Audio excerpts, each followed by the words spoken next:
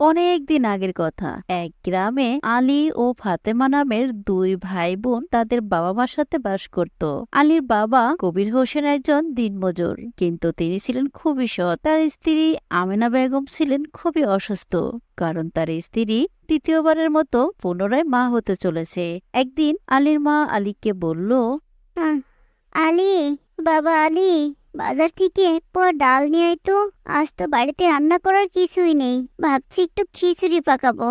যা দেখি তোর কাকুর কাছ থেকে এক পোয়া ডাল নিয়ে আয়। ঠিক আছে মা, আমি এখনই যাচ্ছি।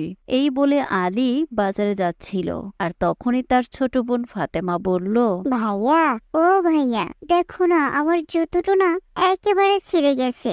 তুমি আমার জুতোটা সেলাই করে এনে দেবে?